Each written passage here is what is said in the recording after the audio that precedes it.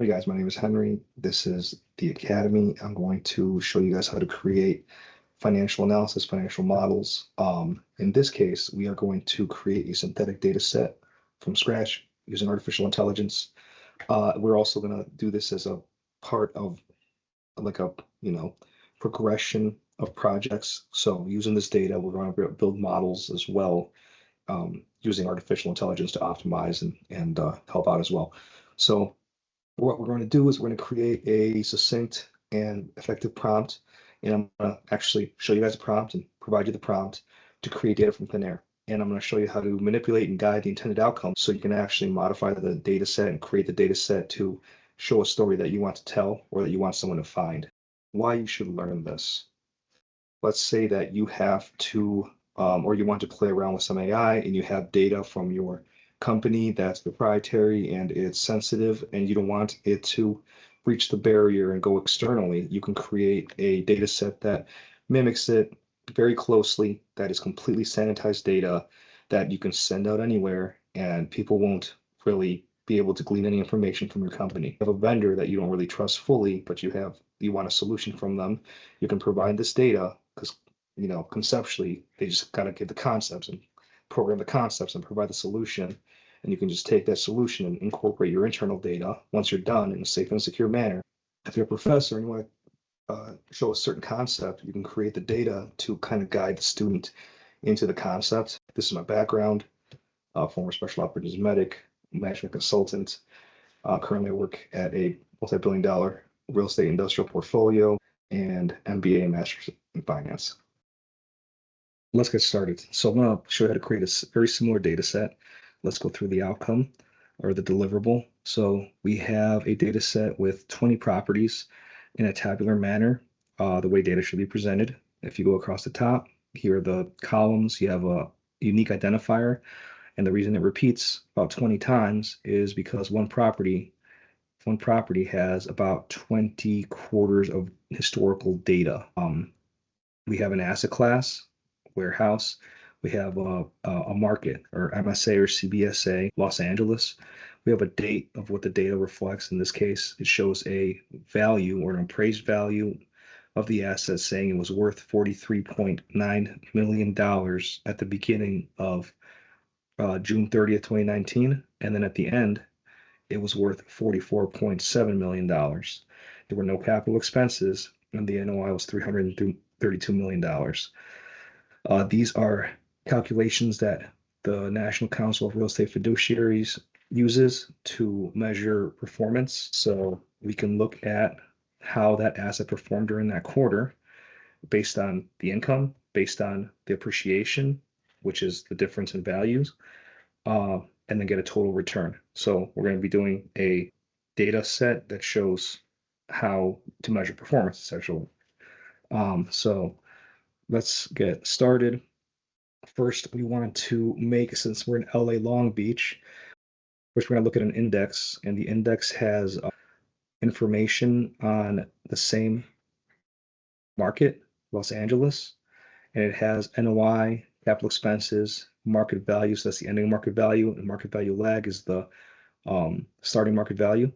We're going to create a data set that mimics the trends of the report information because every market has different trends, as we'll see here. We can see LA, the appreciation of the values really shot up in 2021 and then collapsed down when the capital markets, the cost of borrowing went up. So we want to make sure that the data set we create follows a similar trend to what happened in reality historically. So we're not getting wacky numbers. And all these assets are similarly aligned. So we can see Chicago fared a little bit differently. Houston as well, not as high of appreciation. And for this one, we're going to do LA. So first we're going to create the prompt sheet. We're just going to start building it out right here. So LA market data sheet, our data set. We have 20 assets we want to build. We have the column, the field, the description of the field, and then rules that column should abide by. So columns 1 and 2, ID, randomized 3-digit ID, property address, unique property address, use the name of basketball teams or similar renditions, use colors, use whatever. And now you have randomized, unique addresses that people can't trace back to anything. Asset class, so this is where you can actually program an allocation. In this case, we want 25% data centers, 75% warehouse. You can just change that to whatever you want it to be in the LA market. Super easy way to modify it. Column 4 and column 5. So we're going to stick with LA Long Beach for now as the market. The date. So this is how I program them to move up from 6/30/2019 by quarter to 6/30/2024. Now the values. So the values start random values formatted as dollars. I want all the assets in this market to be between $10 million and $50 million. Let's say you're building out a San Francisco market and you want the values to be between 20 million and 80 million. You just put that right in there and that changes the entire data set for you. There's going to be changes in value beginning and value end, fluctuations. So here we tell AI how to create the fluctuation. And we want to make sure that the fair market value ending from the top row carries on to the next quarter as the fair market value begin as well. So this is CapEx and NOI, and this is where you can start adding in all those concepts you want to teach if you're a professor. Let's say you want to show inflated capital expenses during a certain quarter or a certain type of asset. You can just say instead of between 1% and 5%, you can say between 20 and 25% during a given time frame for a given asset class or whatever you want to do to modify it. In this case, 1 to 5% fair market value for about 25% of the rows, randomized, and 75% of the rows can show 0 because there's CapEx not being spent every single quarter, and that's how I went about it. And then operating income. So for this, you want to think ahead, because with NOI, you can actually use that to derive other financial metrics. So NOI and the value, you can determine the cap rate, and cap rates are the things you can measure across markets and asset classes. So you want to be smart about using the ranges. So between 75 bips to 105 bips of fair market value begin, you need to think about how that equates to a cap rate for that quarter.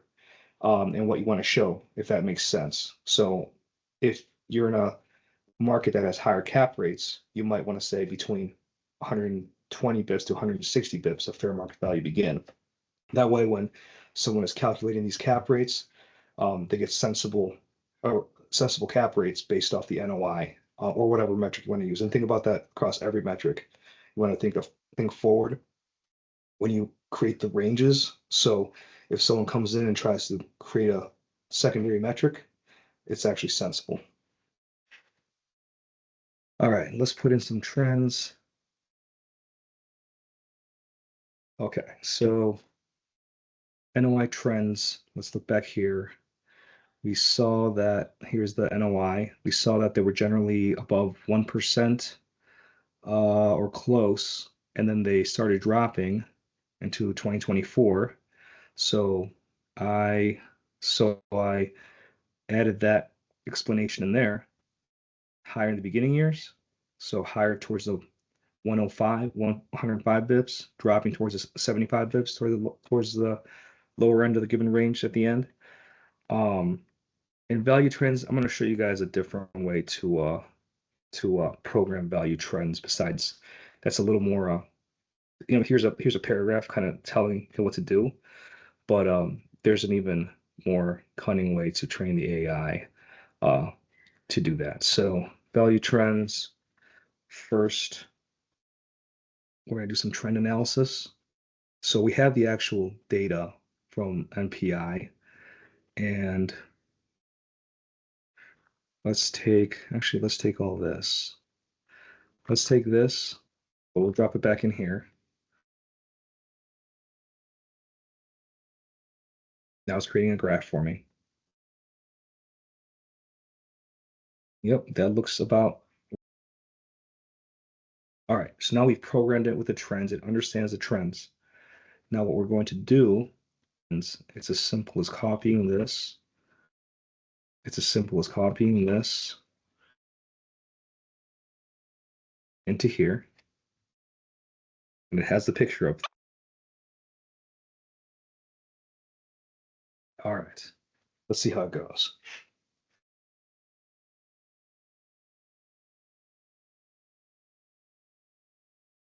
Okay, let's download it and take a look. Okay, so we should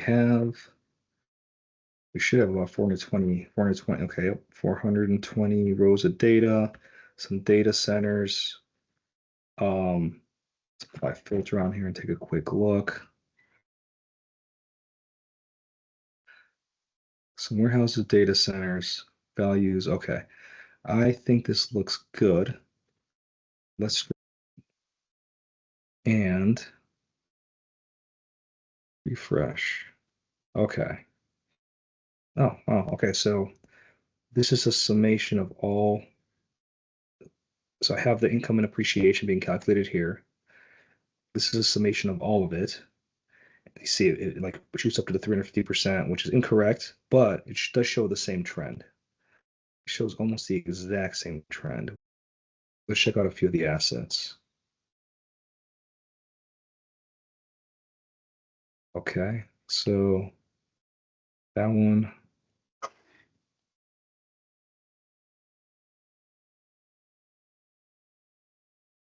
Okay. So as you can see, all these assets, complete.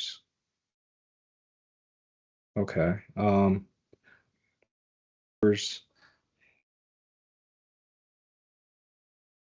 And it follows the same trend. So now you have to just do that for the other markets, and you can create data sets that are very close to what actually happened, but are just completely synthetic, essentially.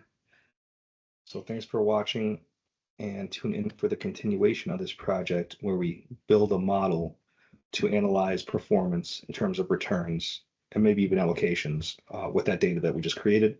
And have a good one.